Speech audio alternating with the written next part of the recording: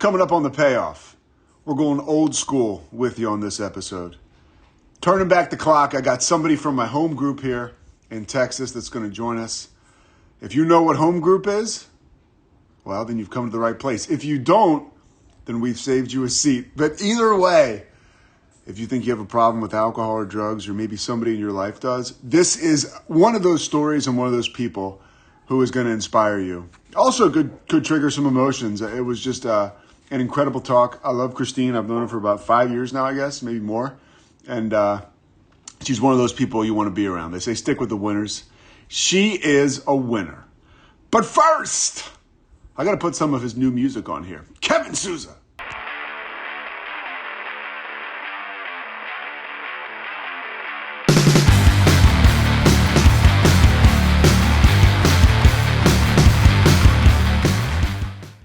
What is your sobriety date?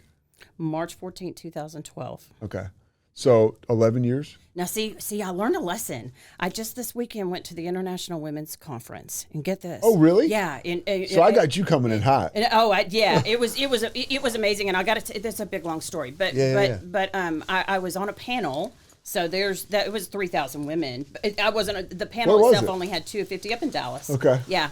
And so I'm it's myself and two other women, and then the chairperson, and she comes in, she says, what's your date? And it's real loud. You can imagine 250 women, you know. And I said March 14th, 2012. And so she proceeded to ask, which I couldn't hear, but she proceeded to ask the other two panelists. And she came around to me, she said, you have the least amount of time, you're going first. And I thought, what? She said, you've got 10 years. And I said, but she said, you've got 10 years. I'm like, well, in 3 weeks I'll have 11. And so you went first? You have 10 years, but isn't that an alcoholic thing to do? I've got 11 years. No, you don't. Well, I just gave you 11. Yeah. So that's it. 2012. Yeah. So yeah, that kind of was rude, but yeah, I will have 11 years. So, and that, by the way, is one of the things that makes you so attractive in this program, is that you're still chasing it. You're still going to those conferences. What does experiences like that and connecting with women like that do for you, do for your soul? Oh my gosh. It's blood, it's air, it's food, it's water, it's it feeds my soul.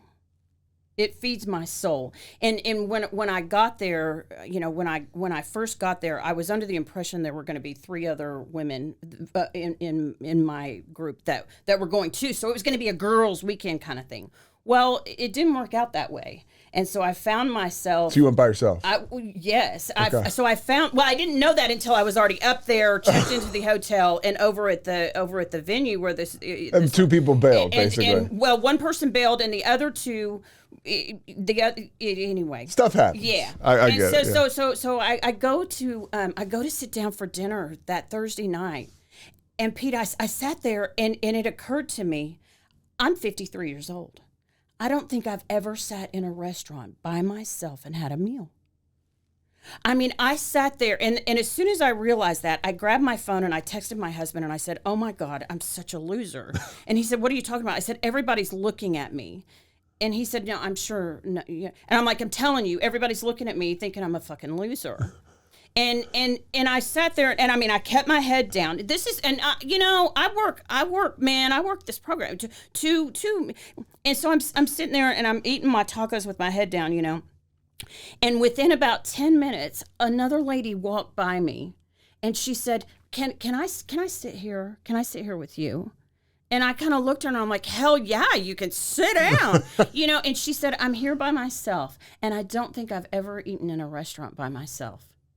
And I said, "Well, I have, because I have, you know, just 10 minutes previous." Yeah. But I said, sit down, tell me about you. And it was like God did for me what I couldn't do for myself right then. Yeah. And it was just one of those things that just more duct tape to hold this freaking mess together. You know, that was just another layer of duct tape that I needed to go, okay, I'm not going home tonight. Because I was telling my husband, I said, I think I'm going to hit this evening meeting and then I'm just going to come home, you know. And so that made me stay, at least until the next morning. And then there was something else that made me stay, you know. And by the end of it, I was proud of myself. And I try not to be proud of myself too often. You know what I mean? Yeah, because you can get out of control. I can. Pride can get, yeah. And so, but I was like, damn it, I did that. Yeah. I did that. I went and walked into meetings by myself. I did, and I mean, it may not be a big deal to other No, it is. people, Well, but it's a big deal to me, and most people hopefully listening to this podcast are, searching for or have found recovery Yeah. because you go to it just shows every day is a new day. Right. You can go up into that conference buttoned up, looking good, feeling good, but then like the moment things change, right? Like how are things going when they're not going well? Right. And then you stick it out, you stay, and it's like, oh, that's right. It's just another thing you walk through. But in learning more about yourself and your capabilities and because I was like I can do that. Yeah. Well, and here's the deal: realizing that anguish that I was feeling, I was just doing it to myself. Nobody gave a shit about me sitting at that table. Nobody gave a crap about what I was eating tacos by myself at a table. But in my mind, which I'm still just as batshit crazy as I was on March 13th, 2012. Me too. But it anyway. So man. But did you want the last thing on this? Did you want the person? Because I have the thing too where I'm sitting down, I'm by myself. I'm sort of resenting whatever happened, the situation that created this. And then the person comes by and I'm like, oh shit, don't sit here. Right. But then you invite them, you kind of, for me, it's like you go against that inner voice that says that fear or whatever. You invite them to sit down and then like magic starts to happen. I don't think she could have walked away without sitting down. I would have tackled her and put her in that chair. But in what was great, Pete, is because instantly when she looked at me and said, can I sit here? I knew that she was there to save me. If that makes, I know that sounds dramatic, but you're in tune. I knew that she was there for a reason, and so that's why I was like, "You're damn right. You sit down. That's your chair." It was. How long did it take you to start? Will be 11 years in March, God willing, right? Mm-hmm. How long did it take you to start thinking like that? Oh, Lord. To start thinking, okay, this just happened for a reason. Let me seize it, rather than because even in sobriety, you cannot see those signs. If you're still. It did take. I was one of those burning bush, bright light recoveries. I mean, it was instant with my. It was 1 second I was seizing, about to die, going to go home and kill myself drunk, and within a second, God saved me for whatever reason, yet to be disclosed. So I didn't know who God was, but I knew something happened, and I knew I would never drink again. I know we're not supposed to say that, but that was resolve. It's indescribable. But it took me forming a relationship because I can fall in love and still not trust you, right? Does that make sense? Yeah. And so trust is something that is earned over time. So to answer your question, it was a couple of years before it was before I was, because it took other people that were smarter than me, more experienced than me, to go, well, have you considered that maybe that was a gift from God? And yeah. Like, oh my gosh, yeah. You start seeing things totally different. Yeah. And I still go through that. Yeah. I still will be in a pity party and in the middle of a shit show and someone I trust go, oh, I wonder if you're being taught something, and that's where I can take the venom out of what I'm feeling and go, oh, okay. So it's certainly not instant. And here's the deal. I don't want it to ever be instant because when something is instant, I'll take it for granted. Yeah. Well, you have to work for it a little bit. Yeah. And you have to be open. Uh-huh. You have to be, I had to be open in that moment to her being a gift to me instead of looking up and thinking, okay, what do you want from me? What do you, because instantly, like when someone rings your phone and they're like, hey, how are you? And you're like, okay, what are you selling? Yeah. It's like, no, I'm just saying, how are you? Yeah. So yeah, it took a little bit of time. Practice of being open, having that radar up. All right. So I want to get back to how we got here. Do you remember your first drink or when it was you had that experience that kind of alcohol or whatever else it was kind of changed the way you were thinking and you liked it? Oh gosh, I was 11 or 12. You grew up in Texas, right? Uh-huh, up in Plano, yeah. Okay, so around the Dallas area. And I grew up in an alcoholic family. My dad was a raging alcoholic, and a lot of people describe that first drink as of it, I was able to release the inhibitions. I felt more like myself. For me, it helped me go away. It just helped my mind just go away, to where I stopped thinking. I do remember that, even at that young of age. And I could take you back to the skating rink if it's still there, outside the skating rink, and it was Country Quencher Apple. That was what you drank. Right, yeah. Yeah, got wasted, yeah. And then it was older people that I was hanging out with. I always looked older than my age. And they actually dropped me off on my front porch of my house. Like loaded? Yeah. Mm-hmm. And of course, hell rained down with parents and mess like that. But I just remember being able to go away in my mind. Stop thinking. And I didn't know I had racing thoughts. I didn't know I was being tormented in my own head. Yeah. Until you started to drink. Yeah. Yeah. And you felt that sense of relief. Mm-hmm. Yeah. And did it keep going? Did you? No. I mean, it wasn't. And up until, golly, I'm 53 now. Up until my mid 30s or so, I was a social drinker. I mean, I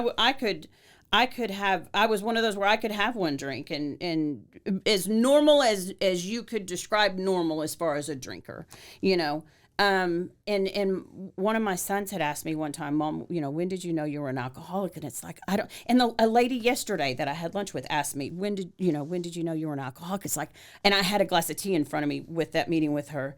And I said, it was as if there was an alcoholic beverage on the table and I was normal. And I picked up my tea and I took a sip and I said, and then I was an alcoholic. I don't know what activated that disease. But when it was activated, there was no turning back.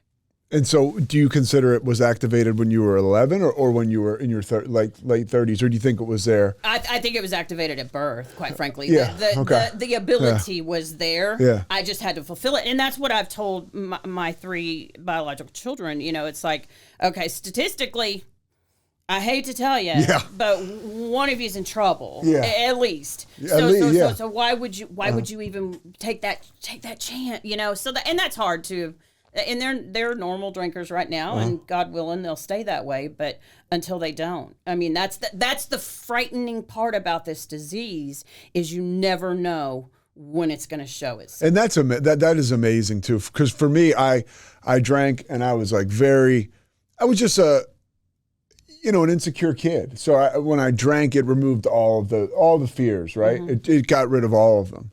And so this was my ticket to ride, alcoholism was. And so from that point forward, I constantly saw myself putting it in front of whatever else I wanted to achieve or do. Alcohol was part of that, and it was part of my regression ultimately. And then part of like getting sober. Springboard. So I have a question for you, and I was thinking about this for some reason on the way down here. When was the first time you felt like you belonged somewhere? Was it while drinking? Well, I mean, there was point. It's funny. My brothers had great friends that would come over, and they had warm energy, and there was no drinking connected to it. I just felt like I belonged, hanging out with these guys, getting kind of shit on by them. It was great, older people, and I had a great experience. But that first night, I can remember being outside with my buddies. Like I drank once, got drunk and got sick, my brother at a party. But then I was probably a freshman in high school and I started to drink. And I just felt, finally, I don't have to go to the party and be a wallflower and be so scared of everything, of all these new people and all these new girls. And it was like, I always loved sports and I consider myself a happy kid because I just think I was like in a good situation. But man, that whole like the next level of like leaving your house and doing something other than playing sports. Right. Or okay, go to the class, sit here, don't move. Anything other than that, I was like, it was crazy. Sure. So that's when I felt like I belonged. Mm-hmm. Yeah. And it was thanks to alcohol. At least I thought, right? So see, with me, I think I'm not sure. Like I said, I'm not sure what started this thinking driving down here today. But the first time I felt like I belonged was literally on March 14, 2012, when I went upstairs to change my date, and I sat down. I for the first time in my life, I felt like I belonged somewhere. Yeah. And and that feeling of you can't describe it. And it, because I felt like all that time I had been carrying this massive trunk with me with all of these masks that I needed to be this person when I was with this, or this one, oh, I'm going here, I need this one, or I forgot, I got to look that. So I had to carry all these with me, and I was tired. Yeah.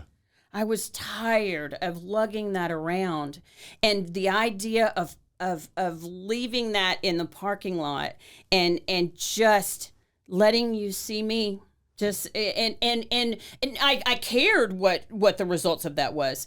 But I was willing to chance it for the first time in reality. I was willing to take that chance. That I just was willing to take that chance, and I just belonged. And did it pay? So almost like right away, you experienced some of the positive results. Like, finally. Well, of course, in my world, changing your date is, man, I would rather eat. So you were in and out for a little bit.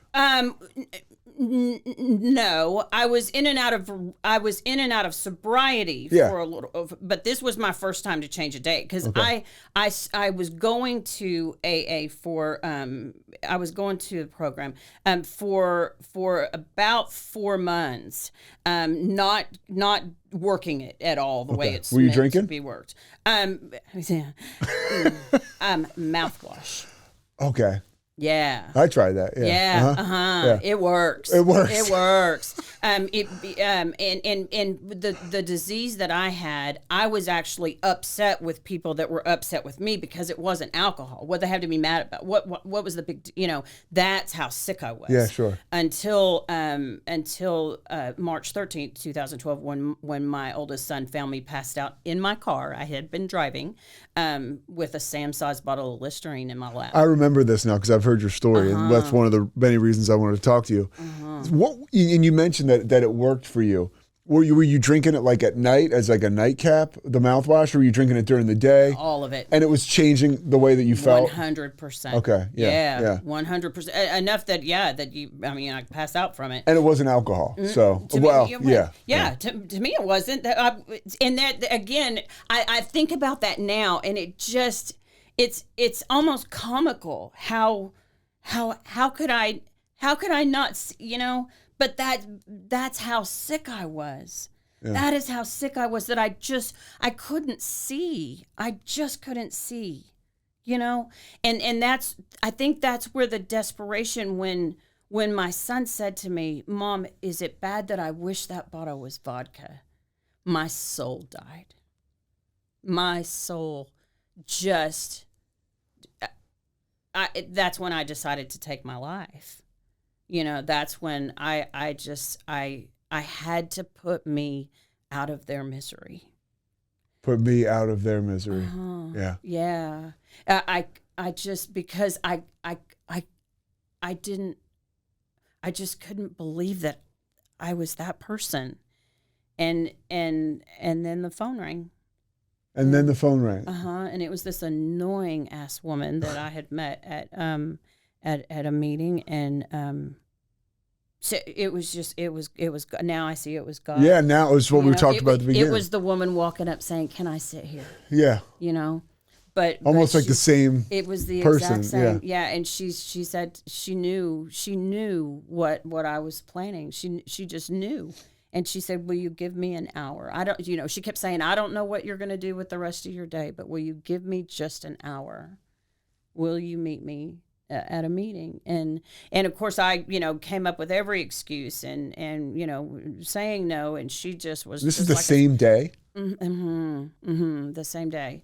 And she said, just give me an hour. And finally I agreed. I said, "Oh, fine." And I remember driving into town, and I was crying in such a way that I sounded like an animal. That's the only way I can describe it. It or you can say it was demons screaming, or whatever. That scared me more than what I planned on doing, because I had an array of opioids and all kinds of medicines that I planned on choking down when I got home. But I was I was just done. I was done with me. Yeah. So it's like you want out either way, whether you're going to go out the tragic way, right? We talk about like with suicide, like you mentioned. I even hate saying the word. Or it's so real. Yeah, say it, man. Say or you're it. going to get, it is so real. Or you're going to get sober and lose this person. That wasn't even an option. Yeah. Because I didn't think it was possible. Because now, mind you, I would sit I just, I was one of those that would sit there and I would think, you people, yeah, that's cute. You're laughing. I don't laugh. Yeah. What is there to laugh at? Yeah. I couldn't comprehend. And especially they were talking about shit that was like, and then they had a car wreck and had to amputate an arm and they were like, ha, ha, ha, ha, know. And I was like, why are you clearly are not an alcoholic the way I am. Yeah. Right? Because it wasn't until that moment that I even came to realize that I was an alcoholic. What the fuck, man? Yeah. It was so no, I was just going in to spend the hour because I told her I would. I didn't anticipate anything coming from that. And so what happened when you spent the hour? You were outside, it right? wasn't even that hour. It was I drove up and she was in her car and she motioned for me to get in the passenger seat of her car. And I could take you to the parking space and I was inconsolable. I was just inconsolable. And so she sat there and I heard her say, I'm going to sit here until you can talk. I'll just be right here. And I just remember thinking, that's fucking weird. While you're acting like... Well, just that someone wouldn't be going, calm down, it's okay, it's okay. She didn't try to do that. She didn't try to do that. She didn't try to rob me of that moment. And I know who this person is, and this person is very special. Isn't that beautiful that she didn't try to rob me of that moment? She, 11 years, I go right back there. But she, I was just wailing. And she said, I want you to close your eyes and I want you to ask God what he thinks about you. And I just thought, well, isn't that stupid? I know what I think about me, and that's all that matters. And I think that I don't deserve to be, and I don't deserve to be. That's a period ending statement right there. And so I But that's not what she asked you. Yeah. No. So she said it again. I want you to close your eyes and I want you to ask God what he thinks about you. And she ended up shouting at me. I want you to close your eyes and ask God what he thinks about you. And so I can remember closing my eyes and I said that out, I'm sure with an attitude. I said it in my head. What do you think about me? And she said, no, out loud. And I uttered those words. What do you think about me? And it was,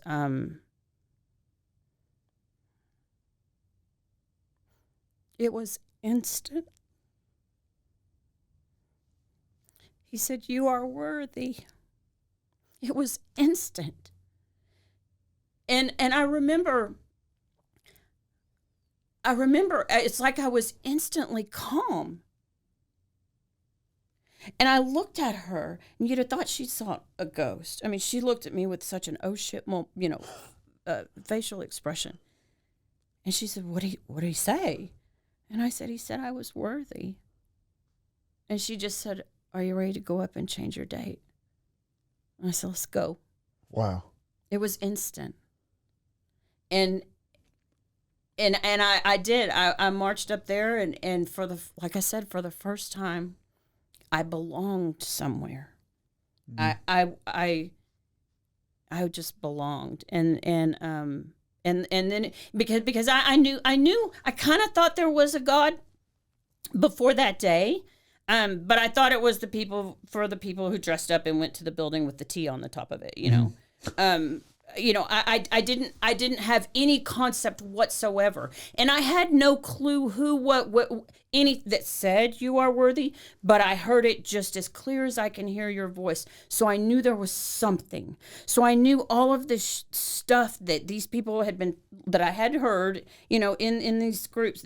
I knew maybe something, maybe this is, I knew it was something because the resolve that it's like, okay, I knew I was never going to drink again. And like I said, You knew I at that moment, really. I knew Yeah, in a second. yeah. Now going home and telling my husband was a whole nother thing, because he was like, "Oh, okay, well, we've said this before." Yeah. But the beautiful thing that again, looking back on it, is trying to figure out who or what told me I was worthy. Right. So that was like on a fact finding mission. Mm-hmm. So I started to seek, and obviously seek in the literature that was presented to me. But then ultimately, I remember I was sitting in about the time I got sober was when the Bible television series came out. Roma Downey Sure. and her husband, they did that. And I remember I was sitting there and we had turned it on, and Rick was behind me in the kitchen cooking supper, my husband,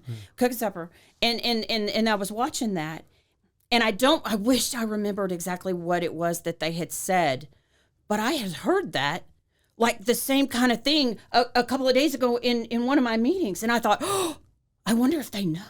And I called my friend that had been with me during my experience, and I said, did you know that? And I just heard this, and it's on the Bible, and I wonder if and she's like, tell me more about that. She didn't say, yeah, dumbass.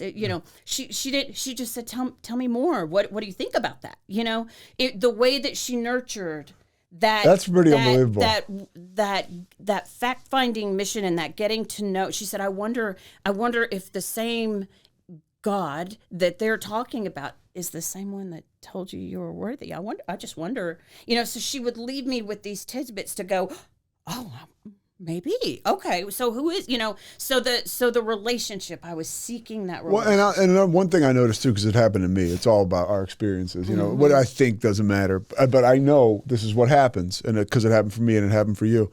When you get off the debate squad and you stop, these people and there's no God or whatever, and you just buy in and you're done, stuff starts to happen like that, where you just start to hear messages and see things and everything especially when you're first sober because you're excited about it.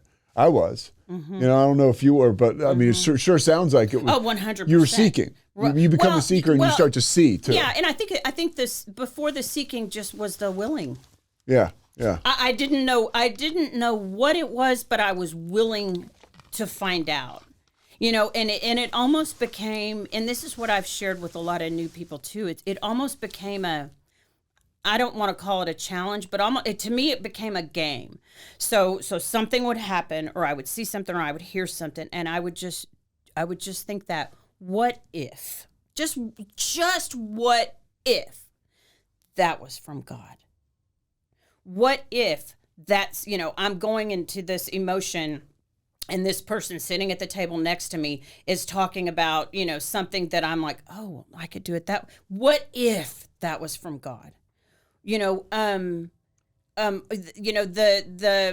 email that I get from a friend I hadn't heard from in 2 years when I'm feeling lonely. What if that lady that came and said, can I sit here? What if that was God helping me? Yeah. Instead of just a happenstance and she's a lonely, loser just like I was at the time. You know what I mean? Yeah, yeah. So it's a matter. It's a change. It's change your mind. Well, you're willing. Change your thinking. Right. I'm willing to think that is way more than just a happenstance. Yeah. Because I know nothing happens by happenstance. I know that to be a fact. And that's super attractive that people think like that and they're not, because when you first come around, you're just not sure. You're just numb. Yeah. And to see, I appreciate you taking us through that because it shows I didn't know or I wasn't sure. I became willing and now I know. Right. And it's, it's a magical thing.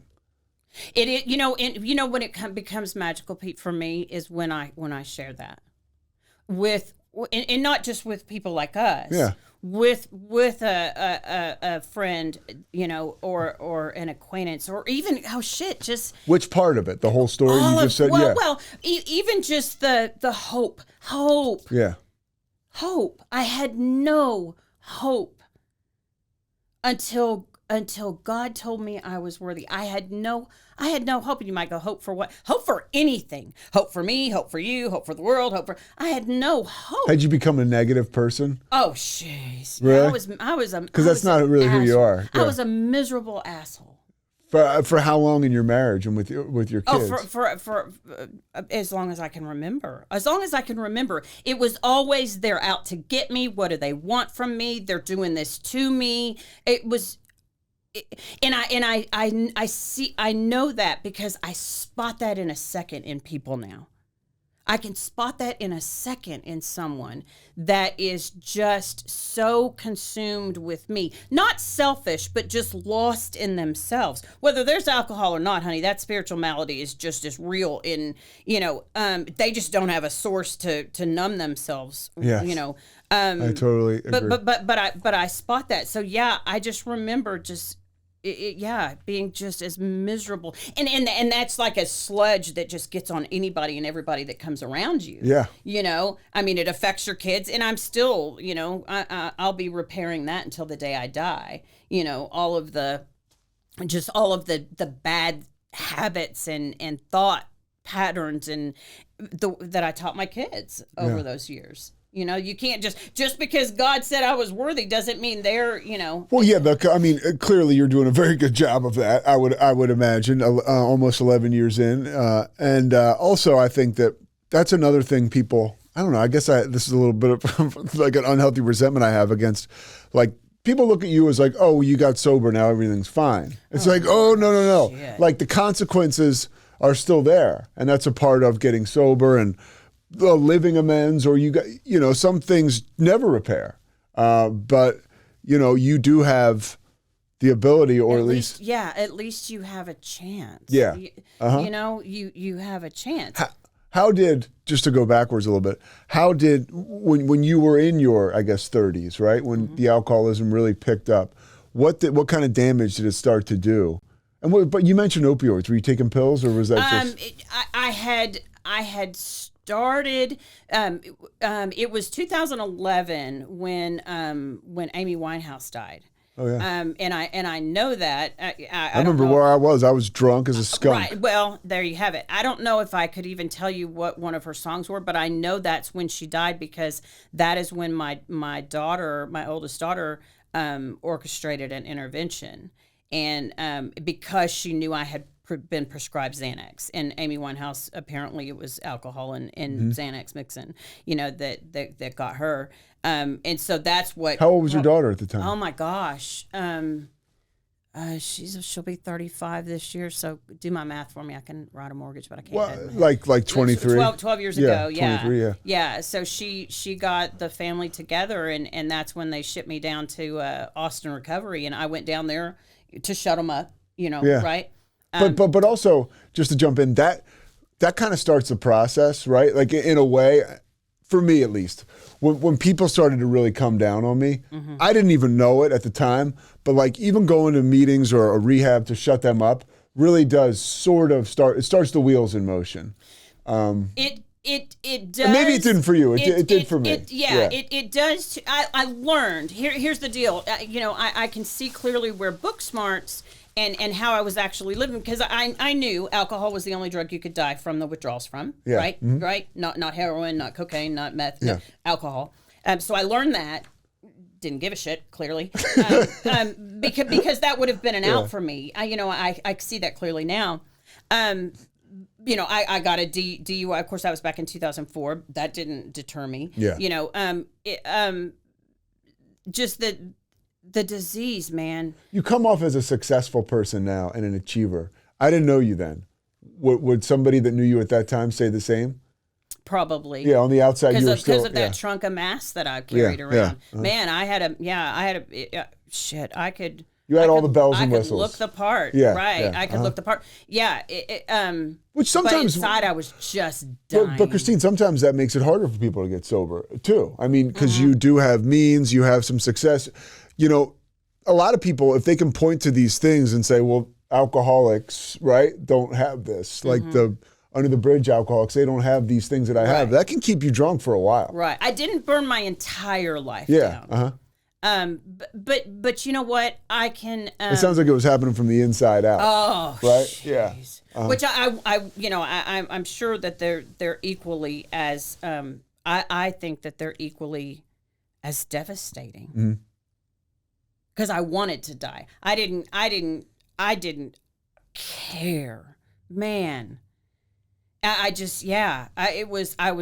was dead inside. So you get to the recovery center in Austin, and what happens there? Like what? Oh, I was the model patient. I had my binder, and I had sticky notes where I color coded, and I had my hot waters, and I would turn in my homework, and this is what I did, and I was on time, and I was I was sober. Did you feel good, like just being off alcohol for, sure, for a while? yeah. Well, they had to medically detox me, and emergency room a couple of times, blood pressure tanked, and because I would seize, Yeah. So you were around the clock. At Oh, this sure, point. sure. Yeah. Oh, yeah. Probably close to a gallon of vodka a day. Yeah. And so once they got me, to where I could stand being in my own skin, which took about 2 weeks. I was learning everything. I was the model patient. I think they called us clients at the time. Yeah, sure, yeah. And but I you know what? Here's the deal. I remember Rick, my husband, coming down for a family meeting, right? And so it was At this point in time, how long had you guys been married? Ballpark 9 years. Okay. Yeah. So he knows you extremely well. for sure. And you guys worked together for a while. Yeah. We still work together. Yeah, we were together 24/7. and so he. So this is somebody who knows you very well. Yeah. Like, and he was drink for drink with me, but he's not one of us. He's a weirdo that can stop. But he came down and it was me and him and the psychologist and I remember Rick looking him in his eyes and he said, "She's the strongest woman I've ever known in my life. Why doesn't she have the willpower to stop that? Stop this, stop drinking?" And Pete, I remember losing my shit. I thought, because I remember just that, how could you possibly think that I was doing this willingly? How could you possibly think that this is what I want? How could you think that? Because that was an enlightenment. Now, it didn't change me. Yeah. Okay, let's be clear on it. It was the not head knowledge that it's like I literally was drinking against my will. I was drinking against my will. I didn't want this. If that's what you think, you need to go back to Waco, pack your shit, and move on with your life, because you don't understand what I'm going through. I didn't understand what I was going through, but I knew I was not doing it willingly. I knew that. That was now. Another 2 weeks until I graduated, got the keychain, and Rick picked me up and brought me back to Waco, and they advised you go to meetings, you and so I did go to meetings. That's it. Okay. So it was within 4 months that and I remember, man, I was in So Walmart. 4 months from that intervention, you do change your date and everything changes. No, yes. Okay. Yes. Okay. But I remember within a week or two of being home from Austin recovery, and I'm in Walmart and I'm walking by the travel section where they have all the little travel size shampoos and stuff like that. It's usually the stuff I buy. I remember seeing the mouthwash, and instantly a conversation that I'd had a couple of years previous with a treatment center person said, we have some degenerates that come in and they're actually drinking mouthwash, something activated, and I bought a couple of them, and that's what started the mouthwash crazy behavior. Yeah. Crazy well, it's behavior. Alcoholic behavior, but it's part of the package. But I wasn't drinking. Yeah. But I wasn't drinking. That's how sick I was still. Yeah, man. I just look at that and I'm just thinking, how did I survive that? How did I survive? What was home life like when you got back after that treatment and you have like these 4 months where? Well, before I started with the mouthwash, I had probably a good solid 2 weeks of thinking this is what sobriety is, and I was happy, and I was cured. I didn't know what I didn't know. Sure. Yeah. Right? Yeah. I wasn't drinking, so I felt like I was being successful. But inside, the storm was starting. It was starting all over again, and it was coming. Did you for me. notice you were going, and this is tough because you might not remember, but I know this happened with me because I was in and out for a little bit. You're going to meetings and you're thinking stuff, but you're not telling people about it. You're not sharing it. Oh, 100%. Yeah. No, and I remember sitting, of course, I call it the exit seat. You know the room. Right by the door, right? The exit seat is what I call it because I can exit real quick.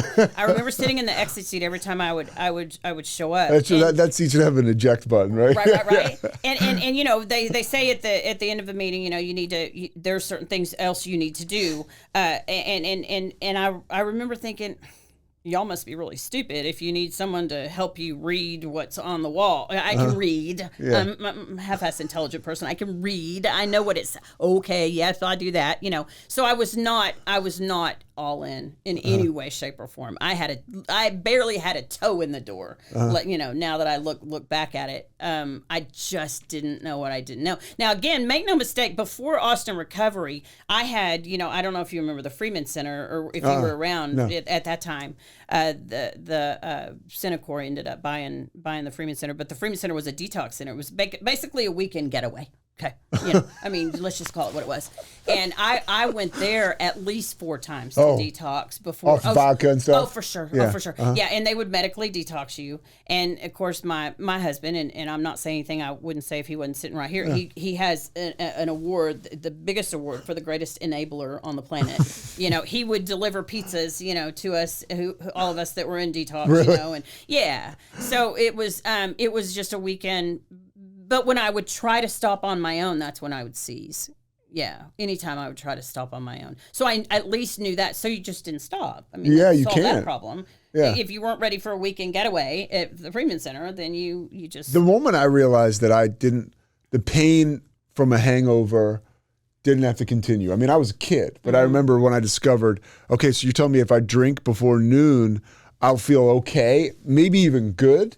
Like, why would you ever stop? Well, that's not normal. Or feel normal. Yeah, feel normal. Yeah, I mean, it was at least a solid year and a half that I would wake up in the morning, and I mean, I would be shaking.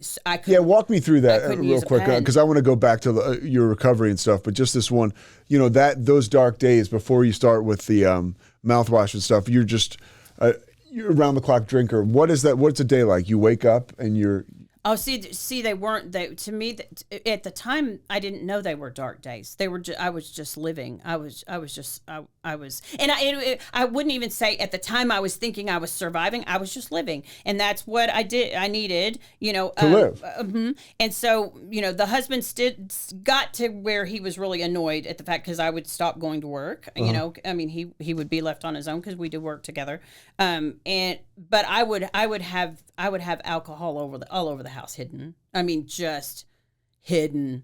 Most of the time hidden where I couldn't find it because I would hide it when I was drunk and not. I mean, when we moved, the amount of alcohol we found, we could have stocked an entire nightclub. I mean, it was unreal. But I would have to have a couple of shots of vodka just to be able to not shake enough to where I could put on makeup and I wasn't eating. I mean, I got down to, oh my goodness. I mean, I'm 5'8", and I got down to close to 130 pounds. Were people worried about you? Oh, for sure. Yeah, like family and stuff. For sure. And yeah, I can remember my daughter. I was sitting with my legs crossed towards her, and I can remember her putting her wrist or her hand around my ankle. Like, and she's like, I can grab it. Yeah. And her fingers touched. And she said, what is going on? And I'm like, well, I'm just losing weight. You know, I'm in a size, you know, and being proud of it. Yeah. You know, but it would get to where I couldn't, my body would only accept, I mean, I was living off of beef broth. I would take a beef bouillon cube and heat it up and try to drink some of that because I could not eat solid food. Wow. Oh yeah, for sure. I was murdering my body. And at work, were you like functioning still? Could you because there was a perfect convenience store between my house in China Spring where I would drive into Waco, and they had the 4-packs of the wine, which, you know, I would settle for, if you would, because those could hide easily in my purse or in my pockets, in my desk drawers, you know. I would grab those, and I spent so much time strategizing Oof, how exhausting. Especially strategizing if I woke up one morning and I knew that there was just no way I could manage going into the office, I had to try to strategize on how to manipulate my husband to bring alcohol home. Which is exhausting. And it worked, but it worked. And it 100% it worked. Yeah. It you know, and he God bless him, you know, he didn't know what he didn't know as well. And as alcoholics too, that's like the topical alcohol. Like for instance, like somebody brings a bottle of wine. Okay, but now I'm a drunk, so I'm going to run off and do shots or whatever, but I come back and drink the social. Right. And so at least in appearance to you, Yeah. you see that I'm just simply having a glass yeah, of wine. and there is a little alcohol smell on me. It's just as a drunken action, I remember it was such a relief to be like, okay, I'm going to have this drink with them, and then I can. It kind of green lights. But I have more back here that I can, and the sheer panic feeling of, at least when you're sensible, because how many times I drove intoxicated is staggering. Yeah. I should have killed hundreds of people. I mean, truthfully, drove drunk with my kids in the car. I mean, I did all the things. Yeah. And I love that you say that in a sense, because there's so many women out there who, not so many, I don't know, but like, that's like the worst secret they have. You know, like, oh, I can't believe, and there's so much shame in that. But now here you are admitting it. People, you're doing that. You're not, I love when you said that. It almost, you didn't want to do that. No. That wasn't your will that you did that. And there was, at the time, there wasn't shame in it. Because I didn't, that was my illness. I didn't, it was what I did. I was fine. Yeah. I was fine. Yeah. You know, when in reality, I know now, and when, you know, I was talking with the lady yesterday that I was telling you about, that she has a sister that's an alcoholic, that I was trying to just kind of help her. And just talking about the shame, you know, that when you know, you were talking about, you said a little while ago, you know, people think that when you get sober, everything's fine. Yeah. Oh my God. Yeah. No, literally. And I try not to say that, but oh my God, the shame that you have to face, right? Now that I can't go away. I don't have that alcohol to help my mind go away. You're making me face all of the things I did. And the only shot you have is, in my experience, is recovery. The only shot you have. Yeah. Otherwise, that shame, it builds and builds and sends you right back out. Or yeah. So you know, when you, and luckily, you know, there's the, you know, a program of recovery that allows you to do this, you know, literally one step at a time. To where it's not all piled on you at one time. I mean, imagine starting at a later step, and you know how that would cover you up. But I remember it occurred, and you might go, well, didn't you know that was wrong? No, at the time, I didn't care. I did care, but I was incapable of knowing right from wrong, almost. Oh, I understand. I mean, it's crazy. Yeah. I mean, I 100% understand it. So now let's go back to the magic, because I was just curious about that. You get sober, you know, you feel like you've dropped all that shit, and now you're facing all this, but you're doing it with a program of recovery. And the most important part is you've bought in. You're now willing. You know, the best part about this program is it's made for assholes like me that are like, well, I don't know that I'm going to do that right now, but I'm willing to do it at some point. Right. Like, how does your life start to change? I changed. It wasn't, and it just, you know, not everybody came with me in recovery, as far as family members and stuff like that. That's a great way of putting it. So people were like, oh, we're not sure. You know, yeah. It was, you know, that's good for you, you know. But I changed my views on things, how I spoke, how I treated people. I no longer looked at every single human being as an adversary trying to get me. I mean, at first I think that I looked at people just indifferently. It was just like, okay, you're there. You know, over time, I can now see that we are all of us, just as sick as the next one. We all, you know, right? We all have a vice. For God's sakes, if it's not food, it's alcohol, it's drugs, it's anger, it's depression, it's anxiety. It's your phone, whatever. Pick one. Yeah. What are you powerless over? What, you know, it's like, just pick one. Everyone is hurting. Everyone is hurting in one way or another, you know, and it's just like, you don't have to live like that. You don't have to, you know, my husband is almost jealous of me being an alcoholic.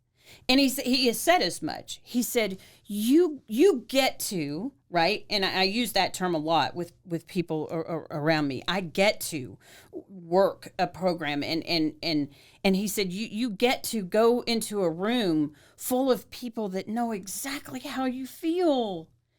A room full of people that you have given authority to look at you and go, are you being a little selfish in that? Or, you know, have you thought about it this way? You know, whereas if I said that to you, you'd claw my face off. Yeah. You know, he said, you get to go take your problems and put them on the table and leave them there. I don't have that, you know? And I just thought, how sad. You don't have to be, you don't have to almost die from a substance abuse to become willing to let God move into your life, you know, you know, that scares a lot of people, you know, talking about the whole God thing. And I, you know, I call him God because I don't have another name. When I'm sad, when I'm super sad or super scared, it's Daddy. Yeah. Uh-huh. It's Daddy, yeah. You know? My dad was not a good father at all. So that was probably another hang up at some point in time. But I changed. And when I changed my mind, you know, how I looked at things and how I reacted to things. And in doing that, everything around me changed. You know, my oldest daughter had said to me not too long ago, as a matter of fact, you know, I know God because you're an alcoholic. Yeah. My husband would say, I know God better because he was raised in the church. Every time the doors were open, he was there. But he knows God in such a different way now, just because, you know, the thing, and I'm so glad I didn't have a conception of God. I have a juvenile, dumb it down relationship with God. It's But that doesn't make it any less powerful. No, it's extremely powerful. I got to tell you, Pete, and quite frankly, it might even be more powerful. I maybe or maybe not, but I don't get hung up on religion. I am not a religious person. Someone will say, "Where do you go to church?" I go to a meeting. I go to my people. You know. But I know God in such a way now that he has actually, my husband has actually said, you know, I have a better relationship with a God of my understanding, and I'm not an alcoholic. You know, so those type of residual effects that we can have on people that are hurting just as bad as we were, you know, is just it's amazing. It's important to know that. Yeah, it's important to know that, like, you're now the exact. It's a 180 of what you were before. Absolutely. You know, like, and you have the ability to tap into this somebody of the spirit, this light that people can get hit with that are close enough to you. You know, the perfect example would be going up to a countertop at a restaurant or something like that, and that person, that clerk, that cashier is in a shit mood and snaps. You know, whereas before I would read them the menu. You know what I mean? I would like to speak with your manager. You are here to serve. You know, I was, but now I'm able to go, what has happened that has made that person so upset or so angry? What can I do? And it's instant. It's like you know, it's just simply going, how's your day going? Mm-hmm. Are you having a good day? You know, and these bracelets, I wear a WWJD bracelet every single day of my life, and I have since 2020, and there's a big story behind that. It's a beautiful story. But I carry those with me in my handbag, and when God says, they need one, I just get it out and go, what's your favorite color? Because I have blue and green and all this. And I'm telling you the miracles that have happened from these bracelets. And What's the story behind it? I'll tell you, 2020 happened, and it was in March, and Rick and I have a mortgage company, and we're just getting started with all the COVID stuff. Well, it's March of 2020, right? They had started to shut things down. Yeah. It hadn't really hit our area yet, but the news, we're watching the news all the time, and we own a mortgage company, and we get an email from one of our biggest investors that says, yeah, we're not putting rates out, and I went to Rick and I'm like, oh, what? They're not putting rates out. What does that mean? And he said they're not going to be writing any loans anytime soon, or allowing to accepting loans. And I said, okay, but what does that mean? What does that mean? And he said, Kristine, they don't know if people are losing their jobs left and right. They don't know who's going to be able to pay, who's able not, if they're going to be able to verify, employment the way we do they don't know what's going to happen, so they're not doing anything. And this lasted for about 3 days. I mean, into about the second day, I started to lose my shit, started to lose my programs. I started to lose my God. Yeah. And I was in such fear. And I remember I was standing. The first time that God, which I hear from God all the time, but I was stirring spaghetti sauce, and I'll never forget this. Rick was around the corner sitting in his chair, and I was crying, and I was trying to cry quietly because he was, I think, trying to keep his shit together and just going, it's going to be fine, because he knew I would go off the rails. If he goes off the rails, hang it up for me, And I remember crying, and I was so scared, because it's not like he can go to work and we'll have an income. We do the same damn thing. We're in the same boat. If there's a hole, we're both sinking. and Pete, God just said, "Are you serious? Is this what we're doing?" So I saved you on March 14, 2012, and told you you're worried just to bring you here crying over your spaghetti sauce to watch you. No, we're not doing that. We're not doing that. It's going to be okay. And so I walked around the corner to Rick and I said, it really is going to be okay, And so the next day I'm driving to a title company to pick up whatever I was doing. I was on Sanger and Owen. I could take you right there. And God literally jumped into my passenger seat, and he's like, okay, we need something to keep you busy. And this was instant. This was not just it was do you remember the WWJD bracelets that you wore when you were a teenager, right? They were around. Yeah. And I thought, I remember that. And he's like, you are to find those. You are to buy some, give them away until I tell you to stop. So I went to the title company, did my thing, and I went back to the house where Rick was. And I walked in the door, and Peter was beautiful. I said to him, I got to tell you what God just said to me. And he's like, okay. And I said, he told me to find, do you know the WWJD bracelets? Like, yeah. I said, God wants me to buy some and give them away. And he said, well, let's start looking for some. He didn't say, that's stupid. Why would God want, he could have said a million things that would have made me cower and not follow through. It goes back to our friend that was like, hey, tell me more about that. Right. Yeah. And so I get on Amazon, and I found these silly little bracelets. They're the rubber bracelets that WWJD. And so I ordered 36 in a pack. I ordered a couple of them. And so I put them in a little pouch in my handbag, and I just again became willing. And the number of people, I've given away probably 2,200 now, upwards. And, we took a trip, one of the most beautiful moments, we took a trip to the Grand Canyon. We drove in December of 2020. And we stopped at an IHOP. And we walk inside, and there's a guy standing there. He said, hey, welcome. Would you like table? And, yeah. And so he was just very friendly. And so God said, yep, him. So I get the pouch out. So we sit down, and I said, and I asked him his name, and I'm sorry I don't remember his name, but what's your name? And so he told me, and I said, what's your favorite color? Buddy the Elf, what's your favorite color? And he said blue. And I handed it to him, Pete, and he started to cry. And of course, I don't know, and I'm just kind of looking at him like, and he said, I'm 3 weeks sober. And he said, you have no idea how much I needed this right now. And I said, can you sit down? Yeah. Can you sit? He was a manager, and so I told him about my sobriety, and we exchanged information and social media and stuff like that. And I said, if I can be of service to you in any way, shape, or form, please let me know, because I would love to do that for you. All the way down to, giving it away at an Arby's drive-through window. I gave one to a lady and she started to cry.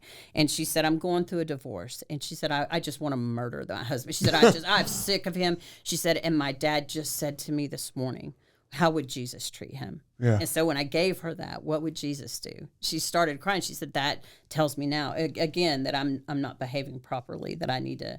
So little things like that, if you're open and willing for God to use you, the sky's the limit. Well, you're spreading love. I mean, you're spreading love. It's contagious.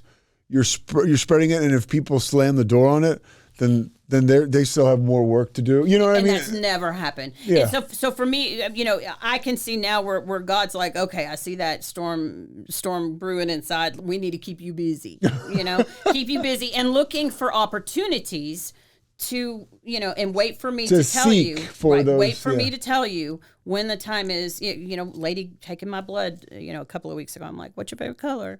And people just love them, just the little reminders. Yeah. So again, just being willing, where he's going to reach you when just in the craziest ways. What would you tell people, because we got to wrap up soon. What do you tell people that say, I'm hopeless, or people that feel like they can't get one day sober? Somebody that asks you, hey, what do I do? First, to tell someone with my words, there is hope. When you're in that, when you're so far into that storm, it's so noisy. You can't hear. You just can't. You can't hear. So what I would tell someone is go talk to someone who find someone who's in recovery, because we're everywhere. We're everywhere. Yeah. There is. Oh my. Everybody knows somebody who has suffered from this disease, and my experience, at least, everybody knows somebody who has recovered. Find someone who has recovered and just follow them. Go where they go. Just be willing. Even bring your doubts, pack them up, bring them with you. That's okay. But set them right inside the door if you need to, right by the exit seat. But just show up. Mm-hmm. Just show up. And again, my experience is it has to, if you're not willing to do that, you've not had enough hell. The demons aren't done with you yet. What about your family and everyone, and you, I guess? How did it change for you when you started to tell people you were sober? Did you tell people right away? Immediately. Right away? Immediately. That's what I did too. That's what I did too. No, yeah. but you know what? And I'm not recommending that for everybody. It's different for everybody. Well, I do recommend it for everybody, but I know that it's not for everybody. You know what I mean? And let me tell you why. Let me tell you why. I was such a good liar and such a good manipulator. Yeah. That I didn't trust myself, even though God himself showed up in that car, on March 14, 2012 at approximately 11:35 a.m., I still didn't trust myself. But I knew that if I told you within a few minutes of being around me, that you would help protect me. Uh-huh. That you would, if I were to order a drink, you would go, hey, what? Wait a minute. You would at least have some type, I would have maybe a defense. And it even got to where, I'm a member of a women's networking group that meets once a month at the. I love this story. I've heard you tell this. I heard you tell it after it happened. Oh, for sure. No, for sure. And you get up and it's networking. You give your little 30-second commercial, for your business, and we have a mortgage company and blah blah blah. But what I did was the first time, and I didn't even realize that I had done it until after I did it. I stood up with the microphone straight up to my face and I said, "Hi, I'm Kristine, I'm an alcoholic." And it was funny because, half the room kind of, they kind of laughed uncomfortably or thinking I was joking. Mm-hmm. But then they realized I was serious. And I went on to just not skip a beat, and I'm like, we have the Common Mortgage Group, and we, and we do FHA, VA, thanks, bye, and sat down. But I'm telling you, the lady I met with yesterday, whose sister was an alcoholic, that stems from that. That stems from that. Uh-huh. So is that not God working? And so now it's a running, air quote joke that every time I introduce myself, it's, "Hi, I'm Kristine, I'm an alcoholic." Yeah. And I have no problem with that Well, whatsoever. and because for me, I might as well, because that's who I am. It and is that's the who I number am. one thing about me, people, I would like them to know. Yeah, You know? and some people take issue with it. It's like, no, that's who you were. It's like, No, no, no, don't no. you rob me of Yeah. that. Don't you dare. Recently, that's happened to me. People are kind of like, "Oh no, you like Yes. you were like that." No, That's the I'm like, greatest- yeah, that was me. But it's the greatest thing about me. Yeah, Do you understand that? Totally. It's my greatest asset. That it's what birthed me into a person that belonged. yeah. Who else? That belonged, yeah, that yes, felt that- don't yeah. you dare try to take that away from me. Because I'm telling you, all I've got to do is get one shot of vodka. And I'm right back. Yeah. So no, I don't ever, and we had that debate last night in a meeting. It's like, okay, are you recovering or are you recovered? No. I know certain things say recovered. I don't choose to be recovered. Because in my sick little mind, that means I'm done. Yeah. I don't have to do anymore. No. I want to be recovering until the day I die. Let me ask you one last thing. Are you going to keep this message going with a vehicle of your own, maybe? As loud and proud as I possibly can. But here's what I also know is I will get in my way, and as long as it's from God, I will do whatever He calls me to do. But at times I have a problem seeing which one is Him and which one is me. So how do you tell? Eventually, what do you do? That's a great. That's a great line. A lot of times I don't do anything because if it's from God, I won't be able to stop it. Yeah. I have to just be willing. I have to be willing to jump on that bus when it passes by, kind of thing. And I don't think I'll have a choice. There's a message, not just for people like us, for people that are hurting, that are just hurting inside and dealing with their own form of addiction. Like I said, whether it be depression, anxiety, fear, all of those things that just need to know. Let's just talk. When you talk about it, when you bring it out into the light, it's not as scary. That boogeyman is not scary when you make it come out into the light, and the light is talking about it, and realizing that it's okay. Yeah. That I can be an alcoholic and still be a good person and fun and helpful and of use and worthy. And I think that terminal uniqueness that we can have as alcoholics can keep people from getting sober. Like, okay, Kristine can do that, but I can't. Right. You can. Right. Like that is one of the biggest mind fucks out there too. You can. 100%. Yeah, you just got to show up and be willing. 100%. All right. Anything else? I don't think so. I think we kind You're of covered. so special. I am. So, I love being an alcoholic. I do. I'm so, I remember there's a person that comes in that says, I'm her name, and I'm a grateful alcoholic. And I remember the first time I heard that, and I thought that's such a load of horse shit. That's so stupid. Well, stupid. Yeah. Oh, honey, I'm the most grateful alcoholic you'll ever meet in your life, and it's true. Yeah. Yeah. Well, I've lived it. I've seen it. And even today, one thing happened when we were talking, and I say, it's not for everybody. And I disagree. I think that is one of the most beautiful things about you is like you have a way. Because one of the reasons I think people like you are great is because you're no bullshit. You're not going to co-sign on all kinds of bullshit. You have, people have a code that I really admire, and they're not, and maybe it's being an athlete with coaches always kind of browbeat me, telling me what I needed to do. So I love being around people like you who just have a code, you have a way you believe. Wouldn't you say, Pete, that code is just simple honesty? Yeah. Can you think about that? How just being honest, and you might go, okay. People are afraid to be who they are. Yes. People are afraid of that, and it's killing them. Yeah, it is. Yeah. It's killing them from the inside because all of that shit that no matter if you're an alcoholic or not, all of the shit that we carry, you got to put it somewhere, and most people put it inside, and they carry it around, and it's killing people. And it's like, no, I'm gonna be honest, and I'm gonna make you talk. Yeah, fantastic. Thank you so much for doing this. Oh, it's my pleasure. Thank you for having me. I love it. All right, we're done. That was a lot of fun. unbelievable. Thanks so much for listening to The Payoff with Pete. Once again, I'm Pete Souza. And of course, we are part of the Rogue Media Network. All kinds of good podcasts you can find at roguemedianetwork.com. And of course, you can find this podcast and all those other ones wherever you get your podcasts, iTunes, Spotify, other spots like that.